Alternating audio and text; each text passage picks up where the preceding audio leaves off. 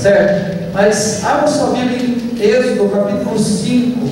Êxodo, um sinal de esperança.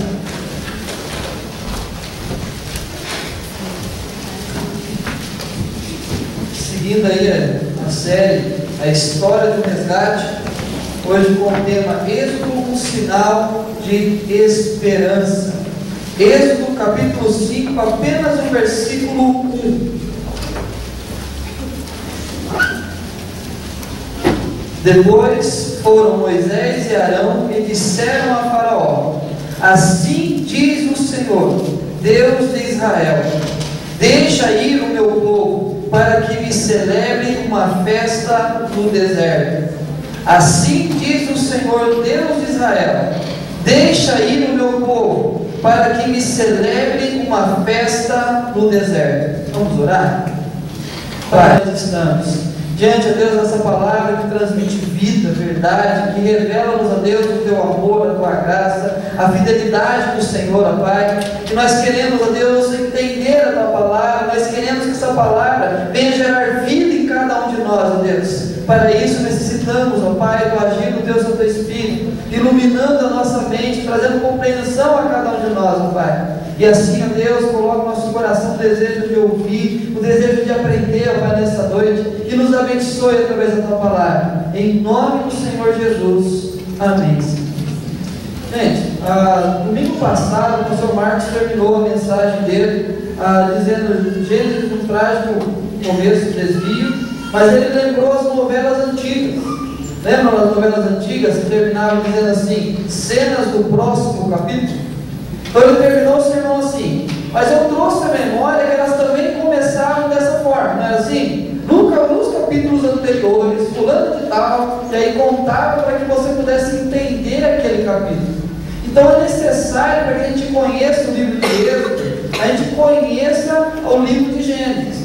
Por quê? Porque o Êxodo é o cumprimento das promessas feitas em Gênesis. Então, nos capítulos anteriores, o pastor Marcos disse, lendo Gênesis capítulo 3, a criação do homem, a criação da mulher e a desobediência do homem e da mulher, trazendo algumas consequências, como tal, a separação do homem para com Deus, a separação, aquela intimidade, aquela comunhão, aquela vivência com Deus, deixou de existir a partir do momento que entrou o pecado. Houve separação entre a criação e o Criador. Aí então começa uma grande saga de Deus, a busca de Deus por restauração do ser humano. E no capítulo 12 de Gênesis, Deus chama um homem. Chama um homem e o coloca com uma grande promessa. Chama Abrão e diz a ele: Abrão, de ti eu farei uma grande nação. E Deus faz essa promessa àquele homem e começa-se então uma nova fase da história. Agora Deus começa a construir uma nação, para que através dessa nação Ele mostre a todas as outras nações o seu poder, o seu amor, a vontade que Ele tem de restaurar a humanidade. E aí então essa promessa feita a Abraão começa então a ser passada por gerações. Passa-se então a Isaac, passa-se a Jacó, e aí a promessa então começa a estender-se para a grande família. Mas o que chama a atenção é que no capítulo 33 de Gênesis começa a história de um dos filhos de Jacó. Começa a história de José, o filho mais novo, mais querido, aquele que todos os outros tinham uma certa inveja dele. E um dia ele aproxima dos seus irmãos e diz assim: eu tive um sonho essa noite. E essa noite eu sonhei que vocês, todos os meus irmãos, juntamente com os meus pais, se prostravam diante de mim. Os irmãos que já tinham uma certa inveja no coração, reuniram entre eles e disseram: ele está levantando coisas contra nós. Ele está dizendo que nós iremos servi-lo. E aí então tramaram algo ruim para ele e decidiram vendê-lo. Venderam então ao povo de Faraó. E quando eles vendem ao povo de Faraó, eles pegam as suas vestes, matam o animal, sujam aquela roupa com sangue, voltam ao seu pai Jacó e diz: olha, o nosso irmão morreu. E a tristeza invade o coração de Jacó, e aí então começa a história de José, agora longe da sua família, dado como morto para a sua família, mas começa a sua história agora lá no Faraó, no Egito.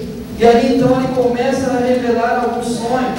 Ele começa a ser usado por Deus, a ponto de dizer que tudo aquilo que José tocava virava ouro. Porque Deus começa a o abençoar, Deus começa a lhe dar prosperidade. Até o dia que a mulher de Faraó levanta uma mentira contra José. E essa mentira então faz com que ele venha a ser preso, jogado lá no fundo do poço, abandonado. Mas um dia chega ali 2 homens e começam a conversar com ele sobre sonhos que tiveram. E José então dá a revelação dos sonhos daqueles homens. Um dos homens sonhou que ele iria voltar, iria servir à mesa do rei. E ali então José disse: você realmente irá apresentar-se de novo na presença de Faraó. Mas quando você se apresentar a ele, lembre-se de mim. E passado um tempo, Faraó teve um sonho. O sonho que ele teve é que ele viu 7 vacas gordas e 7 vacas magras. E ele pediu que alguém interpretasse o sonho, que alguém lhe revelasse o que significava aquele sonho. E aí então, aquele mordomo lembrou daquele homem, daquele jovem preso, e o trouxe na presença de Faraó. E ele então revelou a Faraó qual era a realidade daquele sonho. Dizia-se então que durante 7 anos, aquelas vacas gordas representavam 7 anos de grande colheita, e as 7 magras representavam 7 anos de escassez e sequidão. E aí então ele orientou ao Faraó que ele armazenasse os 7 anos das grandes colheitas, que ele fizesse grandes armazéns, guardando tudo naquele lugar. E aí, passados os 7 primeiros anos, Faraó obedeceu a palavra de José, o colocando como o segundo homem mais forte do Egito. E aí então as outras nações começaram a passar por escassez, por necessidade, e todas as nações procuravam então ir até o Egito, para que eles pudessem então receber o alimento. E quem vai até o Egito? A família de Jacó. Vai até o Egito para receber ajuda. E chegando lá, se deparam com José, mas não o reconhecem. Mas José reconhece a cada um deles. E então José começa a negociar com eles para que eles trouxessem também o pai deles. E aí no momento ele aparece, traz toda a família, e José se revela a todos. E aí então o Faraó diz a José que ele mantivesse toda a sua família no Egito, que eles permanecessem no Egito. E ali eles têm alguns privilégios no Egito. E assim os anos vão se passando, a família, que era 70 pessoas, começa a crescer. E aí termina o livro de Gênesis contando a morte de José. José morre. Mas durante o processo da sua morte, ele fala lá em Gênesis capítulo 50, versículo 24, que Deus certamente vos visitará. Deus certamente visitará vocês aqui no Egito. E aí então José morre. Com a morte de José, surge agora um outro faraó que não conhecia José e a sua história. E esse faraó começa a perceber que aquela pequena família de Jacó que passou a morar no Egito, começa a crescer, começa a se multiplicar, começa a se tornar mais forte, e ele diz assim: essa nação está se tornando mais poderosa do que a nossa, vamos fazer com que essa nação diminua. E Faraó então faz do povo de Jacó, do povo de Israel, um povo escravo, um povo agora levado à escravidão, e começa a oprimir cada vez mais aquele povo, para que o povo deixasse de se multiplicar. Mas aquilo não adiantou. O povo de Israel continuou a se multiplicar, continuou a aumentar. Aí Faraó tomou uma decisão: vamos fazer o seguinte. Chamou as parteiras e orientou a elas: quando as mulheres do povo de Israel, elas forem para os partos, e vocês perceberem que é um menino, nasceu um menino, vocês vão tirar a vida desse menino, para que a nação de Israel não cresça mais e não seja mais poderosa do que nós. E aí então nós entramos no livro de Êxodo, onde o povo escravo no Egito, agora oprimido pelo faraó, mandando matar os seus filhos, nós chegamos nessa história. Mas sabe qual que é o grande erro de Faraó? Ele não se levantou contra uma nação, apenas uma nação que crescia. Ele não se levantou apenas contra um povo que se multiplicava. Mas ele se levantou contra um povo ao qual Deus havia dado a promessa de Gênesis 12. O povo ao qual Deus havia falado que faria a partir de Abraão uma grande nação. A promessa de Deus era: eu farei desta nação a maior de todas. Queridos, aí então nós percebemos que Deus se levanta contra Faraó, porque Faraó mexeu na ferida.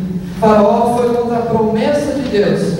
E aí então nós entendemos por que nós encontramos toda essa grande saga, essa grande viagem, essa grande história, esse grande agir de Deus, mover de Deus para libertar uma nação escrava, porque essa nação pertencia a Ele, essa nação era aquela qual Deus prometeu fazer dela uma grande nação. E aí então começa toda a história, toda a trajetória, surgem as 10 pragas que vocês já ouviram falar, e a última das pragas é a morte do primogênito, aonde Deus dá ordem ao povo dizendo: todos vocês que pertencem a esta nação irão matar um pequeno cordeiro, vão chamar os servos da casa do Senhor de todos, o sangue deles vocês vão passar nos umbrais das portas, e quando vocês estiverem com esse sangue nos umbrais das portas, eu mandarei meu anjo, e o meu anjo passará por todos os lugares, e as casas que estiver marcadas com o sangue do cordeiro, eu não entrarei. O anjo não irá entrar, mas as casas que não tiverem a marca do sangue, entrará, e assim morrerá o primogênito daquela casa. E assim o povo fez, assim toda a nação de Israel fez, e os primogênitos da nação do Egito, todos eles morreram. A partir daquele momento, o Faraó então deixou que o povo saísse, que o povo fosse embora, libertou aquele povo da escravidão. Mas o que me chama a atenção é que aquilo que Deus fez, a atitude do povo de ter a marca do cordeiro, a marca do sangue no umbral da porta, Deus chamou aquele povo e disse: todo ano, nessa mesma época do ano, vocês irão celebrar essa libertação. Isso chamará-se Páscoa, passagem, aonde vocês eram escravos e agora vocês são livres. Queridos, nós entramos agora nesse sinal de esperança. Êxodo é um sinal de esperança, porque realmente retrata a sua história e a minha história. Talvez quando nós lemos o texto, parece que não tem nada a ver com a gente, mas quando nós compreendemos o que o texto nos diz, o que Deus fez, a maneira que Deus agiu, eu compreendo que Deus está revelando uma esperança para você e para mim. Ele começa a retratar a natureza humana, um povo escravo, um povo alheio à vontade dele, um povo oprimido, um povo sofredor. Ele começa a se revelar um Deus zelador, um Deus fiel, um Deus cuidador, um Deus que vem ao encontro do seu povo e resgata o seu povo. Ele começa a apontar para aquele que viria, aquele que seria o nosso Salvador, aquele que seria o Cordeiro pelo qual o sangue seria derramado sobre nós, o qual deixaria a marca do sangue do Cordeiro em nós e nos reconciliaria com Deus. Ele aponta exatamente para a pessoa de Jesus. Isso, Jesus, cenas do próximo capítulo. Cenas do próximo capítulo, que é no domingo que vem, quando nós iremos então falar sobre Jesus, esse final triunfante, o fechamento, o grande fechamento da história do plano da salvação. Mas quero falar com vocês hoje exatamente desse tema. Êxodo, um sinal de esperança. Agora vocês estão inseridos nessa história. Vocês entenderam toda essa trajetória até o povo se tornar escravo, e agora a ação de Deus. A ação de Deus, porque aquele faraó se levantou contra a promessa. Depois quero que você entenda hoje, a gente cantou Deus de promessas. Saiba que aquilo que Deus prometeu, Ele vai mover terra e céus para cumprir. Deus não permite que alguém se levante contra a promessa dele para a nossa vida. Muitas vezes as pessoas começam a falar coisas para a gente, pessoas começam a querer desanimar, e nós infelizmente desanimamos, porque achamos que Deus não vai fazer. Mas queridos, tudo que Deus prometeu, Ele vai cumprir. E aí no livro de Êxodo, a primeira coisa que nos dá um sinal de esperança é a revelação dos atributos de Deus. Revelação dos atributos de Deus. No capítulo 3, versículo 7 diz assim: disse ainda o Senhor: certamente vi a aflição do meu povo que está no Egito, e ouvi o seu clamor por causa dos seus exatores. Conheço-lhe o sofrimento, por isso desci a fim de livrá-la da mão dos egípcios, e para fazê-lo subir daquela terra, uma terra boa e ampla, terra que manda leite e mel, lugar do cananeu, do heteu, do amorreu, do ferezeu, do heveu e do jebuseu. Ele diz assim no versículo 7: certamente vi a aflição do meu povo, ouvi o seu clamor por causa dos seus exatores, e desci a fim de livrá-los. 3 declarações de Deus em Gênesis capítulo 3, versículo 7 e 8. O primeiro deles é: eu vi o sofrimento do meu povo. Deus viu o sofrimento da nação que Ele fez a promessa. Deus viu o sofrimento da nação que Ele prometeu prosperar. Ele diz também que Ele ouviu o clamor daquela nação. Deus ouviu o clamor daquela nação. E a terceira declaração: eu desci para livrá-los. Eu desci para livrá-los. Queridos, talvez tão claro para a gente que talvez você leia um texto como esse e não veja a revelação plena de Deus numa passagem como essa. A revelação dos atributos de Deus. O que é um atributo? É aquilo que a pessoa é na sua essência, na sua natureza. Não é aquilo que alguém lhe oferece ou que alguém lhe dá, mas aquilo que a pessoa é na sua essência. E exatamente é essa revelação que Deus faz. O que Deus é na sua essência. A primeira coisa que eu entendo aqui, que Deus é fiel. Atributo da fidelidade de Deus. Quando o faraó se levanta contra a promessa de Deus, Deus não negocia aquilo que Ele prometeu. Deus não volta atrás daquilo que Ele falou. Ele simplesmente cumpre a sua palavra. Nós encontramos aqui a fidelidade de Deus. Nós encontramos também um atributo da onipotência de Deus. Deus pode todas as coisas. Deus pode todas as coisas. Os reis deste mundo não. Faraó achou que poderia oprimir aquela nação, que poderia fazer com que a nação deixasse de crescer, mas não conseguiu. As pessoas tentam fazer da nossa vida uma vida de dor, uma vida de sofrimento. As situações da vida nos levam a tantas coisas, tantos sentimentos, muitas vezes ruins. Mas isso, nós não podemos fazer todas as coisas. As pessoas não podem fazer todas as coisas. Somente Deus pode fazer. E o pobre faraó achou que poderia fazer tudo. E Deus mostrou que somente Ele era onipotente.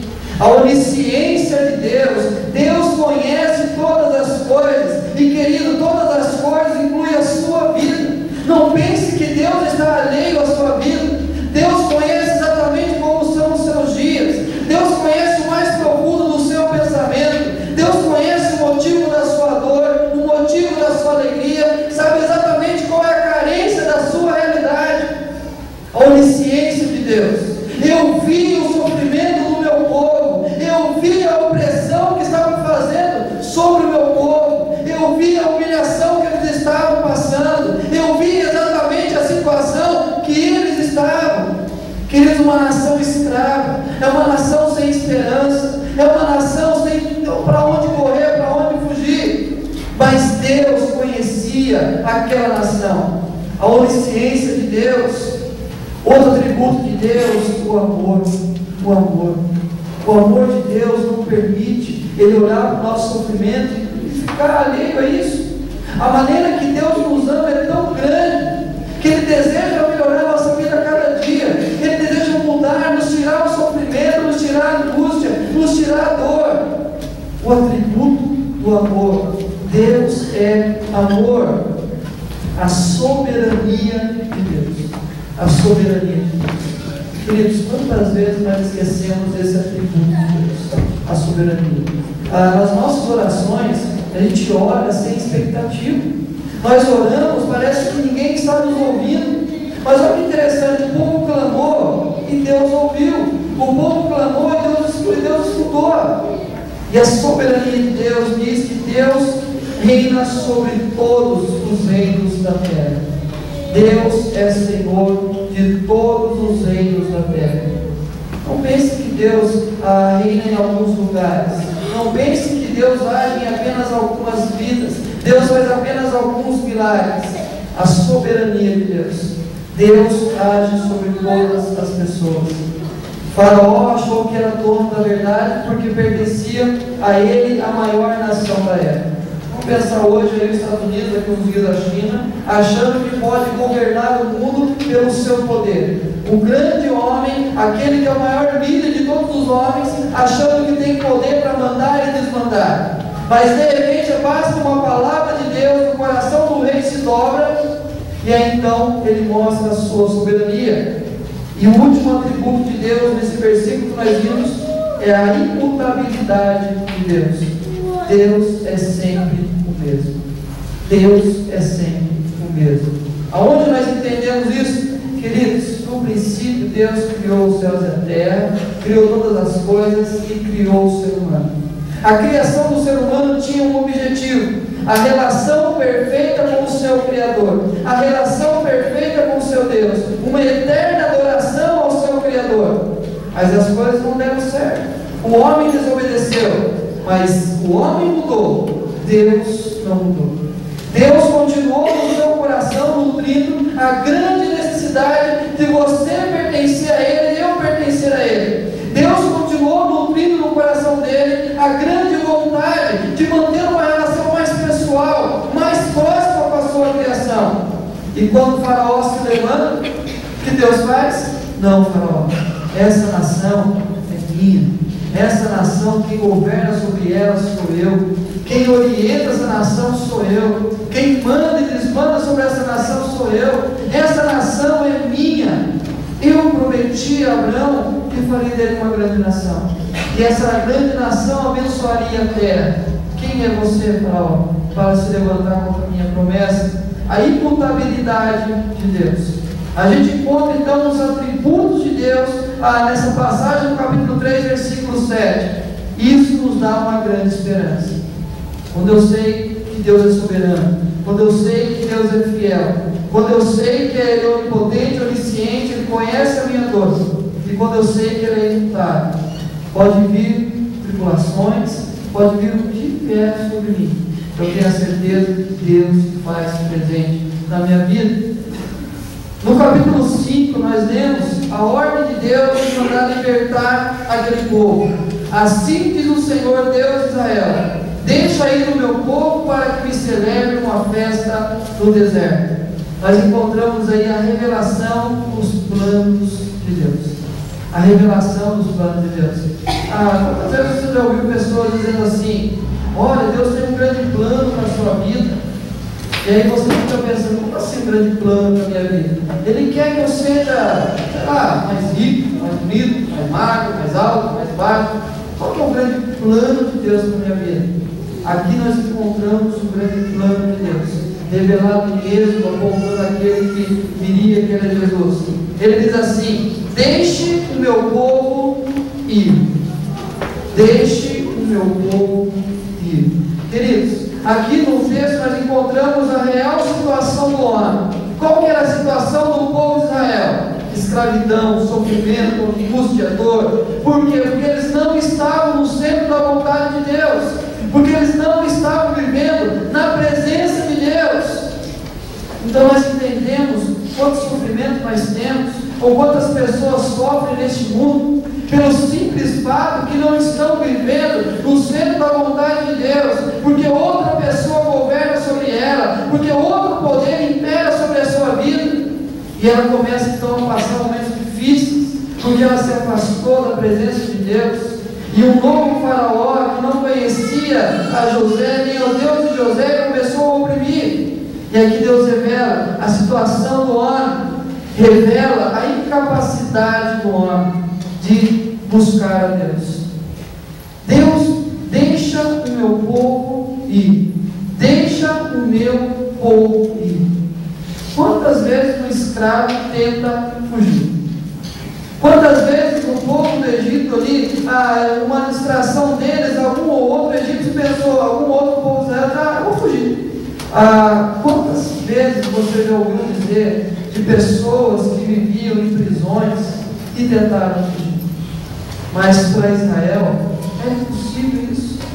Quando nós pensamos na nossa vida pecaminosa, naquela consequência da queda, aquilo que trouxe por consequência da desobediência de Adão e de Eva, nós entendemos que nós somos incapazes por nós mesmos de buscarmos a Deus, de irmos à presença de Deus.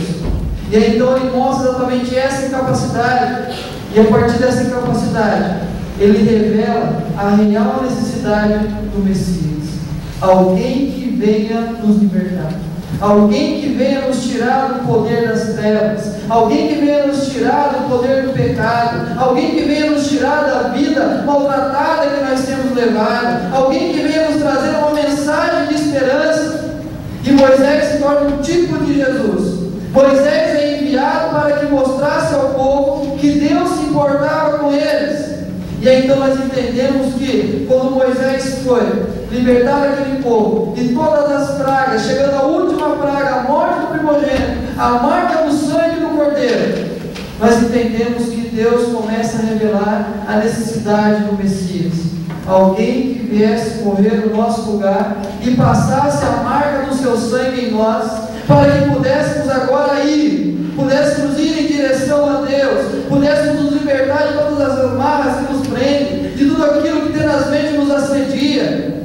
Gente, somente com o sangue do Cordeiro, nossa vida é liberta. Nós somos livres apenas pelo sangue do Cordeiro. Não adianta, no capítulo 11 de Gênesis, fala que os homens se reuniram e disseram: vamos aqui, construamos uma grande torre que chegue no céu, para que tornemos o nosso nome sério. A partir do momento que os homens tentaram fazer deles uma grande nação, quando os homens tentaram fazer o nome deles poderosos, eles tornar sério em todo mundo, o que Deus fez? Não, vocês não conseguem fazer isso. E eu vou mostrar que vocês não conseguem. Deus desceu e atrapalhou tudo o plano do homem. Mas o capítulo 12 começa diferente. Deus falando a Abraão: eu farei de ti uma grande nação, e eu vou tornar o seu nome sério.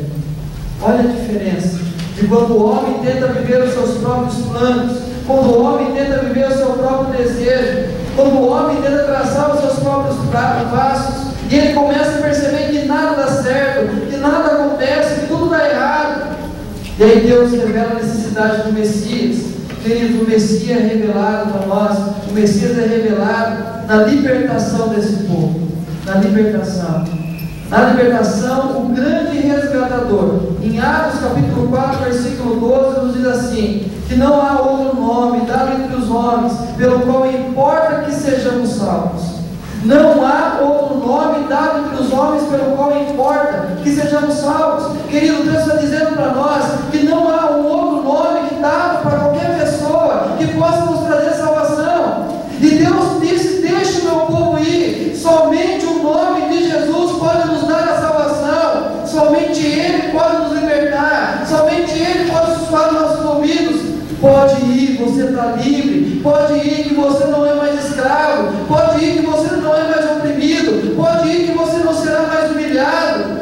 Pode ir, porque agora eu revelei que você pertence a mim. E é exatamente isso que Páscoa significa: a nossa passagem, a nossa libertação, o nosso resgate, a nossa reconciliação com Deus. O Messias é revelado na restauração. Quando o texto fala: deixe o meu povo ir, ele está dizendo: Faraó, você não é mais senhor do meu povo. Faraó, você não vai mais oprimir o meu povo. Você não vai mais governar sobre o meu povo. Mas agora quem governa sobre o meu povo sou eu.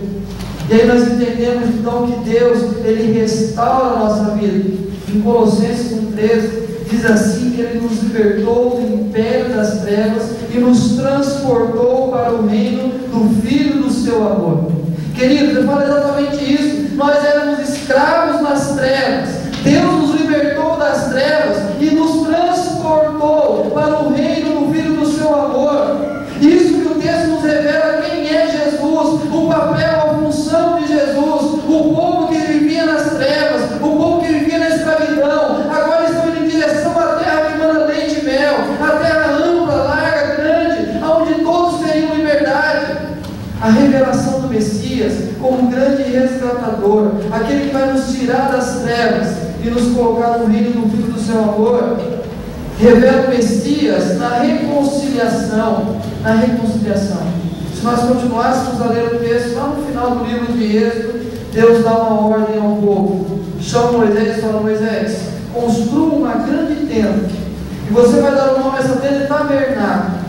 E esse tabernáculo, aonde vocês levarem esse tabernáculo, ali estará a minha presença. E isso irá simbolizar a minha presença no meio do povo. a reconciliação.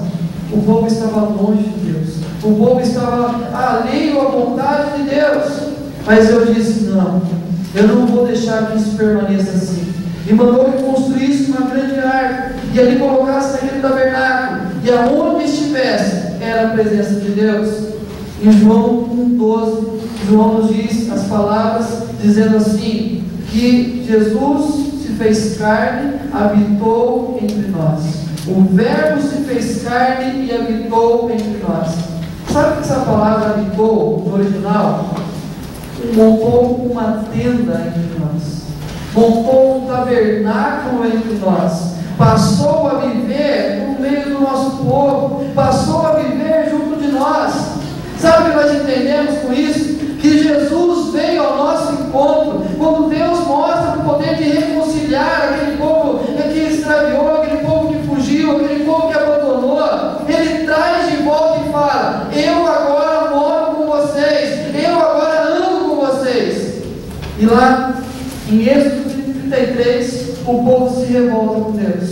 Moisés sobe ao monte, o povo começa a ficar inquieto, e Moisés não volta, não aparece. O povo tem uma grande ideia: vamos fazer um bezerro de ouro, e vamos dizer que esse bezerro de ouro nos libertou do Egito. Temos uma ira contra aquela nação, agora ele havia libertado, e aí então fala para aquela nação que iria puni-los, mas Moisés intercede pelo povo.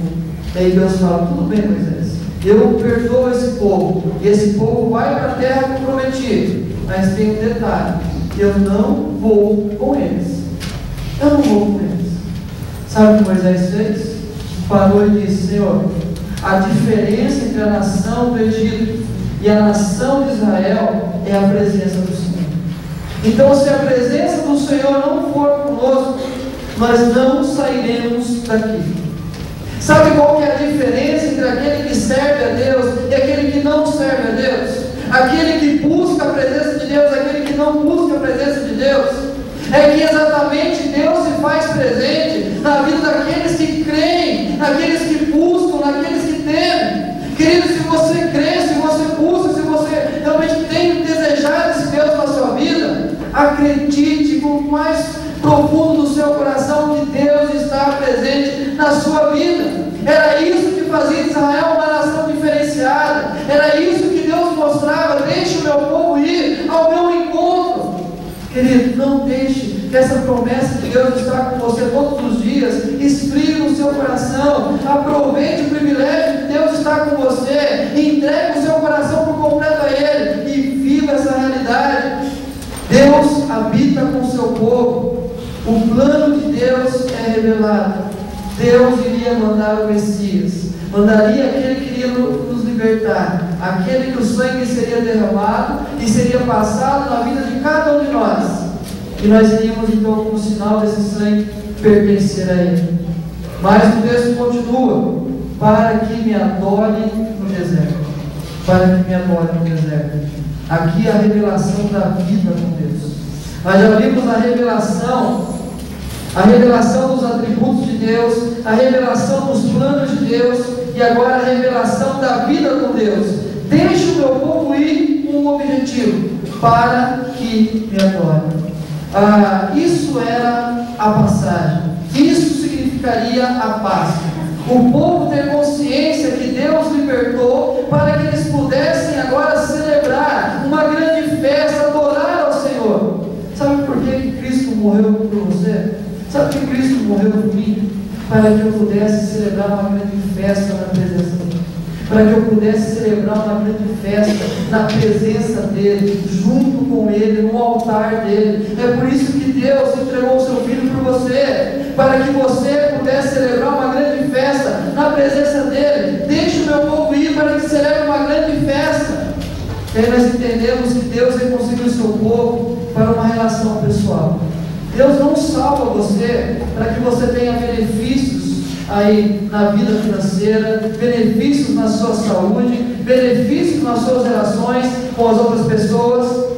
A maior bênção que Deus dá para a gente é a libertação, a vida com Ele, uma relação pessoal com Ele. Jesus em João 14,6 fala que ninguém vem ao Pai senão por mim. Sabe o que ele está dizendo? que quem está nele está no Pai. Quem está em Cristo está com Deus. Quem está em Cristo anda com Deus. Uma relação pessoal, uma relação de dependência. O povo, enquanto andava no deserto, lamentava que não tinha comida, que não tinha água. Mas um detalhe: a sandália deles, por 40 anos, não precisou ser trocada. Não gastou a sandália dos pés, não gastaram. E ao longo da estrada, Deus dava pão, descia o maná do céu, saía água da rocha. Mas Jesus, em determinado momento, reuniu o povo e disse: olha, eu dou pão para vocês, mas o pão mais precioso que eu dou para vocês é a minha vida. Eu sou o pão da vida. Queridos, assim como Deus providenciava todas as coisas da nação de Israel, Ele providenciou todas as coisas a você e a mim, para que pudéssemos então viver na dependência. É uma relação de obediência a Deus. A partir do capítulo 19, Deus começa a dar os mandamentos, as leis cerimoniais, as leis morais. Deus começa a mostrar ao povo a maneira que eles deveriam viver, a maneira que eles deveriam caminhar agora. Como que Israel, a partir do seu modo de vida, iria mostrar às outras nações quem ele era. A partir da sua adoração a Deus, no celebrar no deserto, de adorar a presença de Deus, as outras nações iriam olhar para Israel e desejar adorar esse Deus. Não é assim que os salmistas dizem? Vinde todos os povos, aos gentios, vinde adorar ao Senhor. Por quê? Porque na Israel tinha essa missão de adorar a Deus. E aí Deus então manda a lei, a maneira que eles deveriam viver. E lá em Gálatas o texto fala que a lei serviu apenas como aio, como direção, como caminho. A lei então apontava para algo maior, que era Jesus. A lei apontava para a pessoa de Jesus. E aí nós entendemos então que a relação de obediência, em João 14,15, Jesus diz assim para a gente: se me amais, guardareis os meus mandamentos. Se me amais, guardareis os meus mandamentos. Eu tenho dito muito isso aqui na igreja. Às vezes nós falamos que amamos a Deus, mas a pergunta é: Deus tem se sentido amado por nós? Quando alguém fala para você que o ama, e você olha as atitudes, você fala: eu não confio nesse amor, eu não acredito nesse amor. E Jesus diz assim para a gente: se você me ama, você guarda os meus mandamentos. E é exatamente essa relação de Deus com a nação de Israel. Deixa o meu povo ir para que me adore no deserto. A revelação de Deus, a revelação da vida com Deus. Queridos, você tem andado com uma grande trajetória esse mês. Você viu em Gênesis um trágico desvio, aonde o plano de Deus para o homem foi quebrado pela atitude do homem. Hoje você ouviu que Deus, apesar do homem virar as costas para ele e ir embora, Deus revela os seus atributos, e um deles é a imutabilidade. Deus não desistiu de nós. E aí você viu um grande plano de Deus, de resgatar a nação de Israel, de libertar aquele povo da escravidão, e dando como referência a pessoa de Jesus, que veio para nos libertar, para nos resgatar. Você entendeu que aquele povo foi ao deserto para que pudesse celebrar uma grande festa na presença de Deus, adorar a Deus. Você entende que o que Cristo fez por nós naquela cruz foi nos dar o direito de comparecer na presença de Deus para uma grande festa, para uma grande festa. Não é assim que nós vivemos na história do filho pródigo, aonde ele abandonou, virou as costas para o seu pai, foi embora, e quando ele voltou para casa, o que o pai oferece a ele? Uma grande festa. Uma grande festa. A palavra do Senhor diz que quando um morre, uma mulher se arrepende. O que é no céu? Festa no céu. Queridos, nós somos convocados para uma grande festa. Nós somos convocados para uma relação pessoal com Deus. E Êxodo, esse sinal de esperança, nos apresenta os grandes atributos de Deus. Êxodo, como sinal de esperança, apresenta-nos o plano salvífico de Deus, o plano de Deus de resgatar a nossa vida.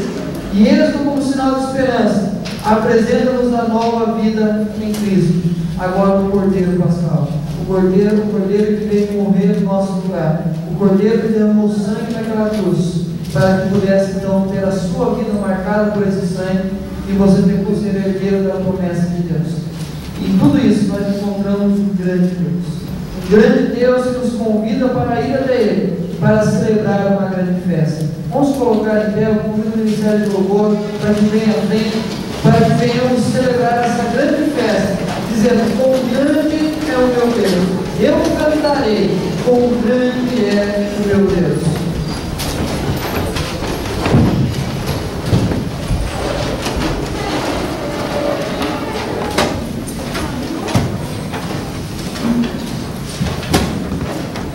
Eu quero que, quando você está cantando, quero que você relembre um pouco a sua história. Às vezes nós falamos da história do resgate, desde Gênesis, Êxodo, agora vamos chegar na história de Jesus, que é a história, o acontecimento aqui neste mundo. A mais próxima que você vai ouvir, cerca de 2000 anos atrás. Mas eu tenho plena certeza que no seu coração é trazido mesmo toda essa história. E na sua mente fica bem claro para você que Deus fez tudo isso para que você pudesse declarar: quão grande é o meu Deus. Faça isso, declare mesmo através desse cântico quão grande é o nosso Deus.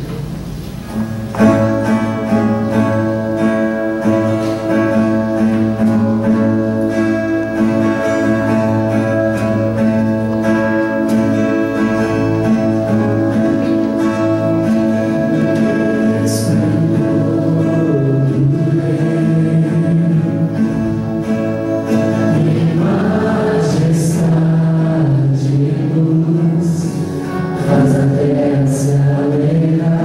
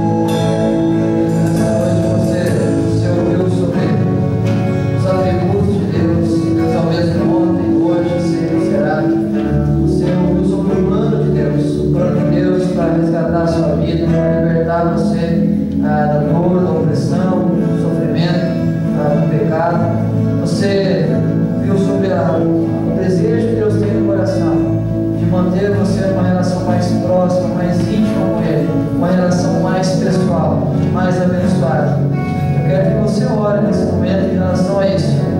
A imutabilidade de Deus, os atributos, aquilo que é a revelação de Deus, o plano para resgatar a sua vida e a certeza que Deus quer você cada vez mais próximo dele.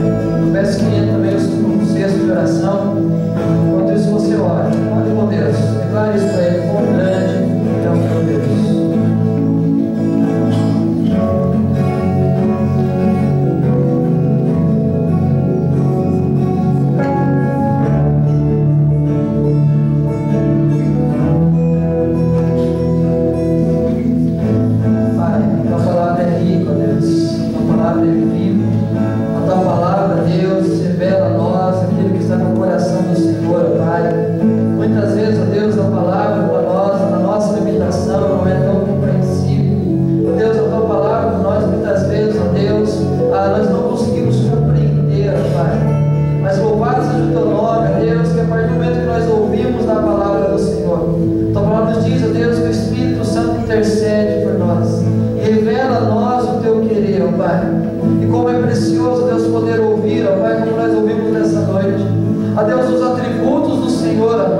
Aquilo que é a essência do Senhor, ó Deus, este amor, essa fidelidade, ó Pai, essa mutabilidade, ó Pai, Deus, tudo aquilo, ó Deus, que o Senhor é, e o Senhor usa, ó Pai, tudo isso para nos resgatar, para nos levar junto com o Senhor, ó Pai, para levarmos, ó Deus, uma intimidade maior contigo.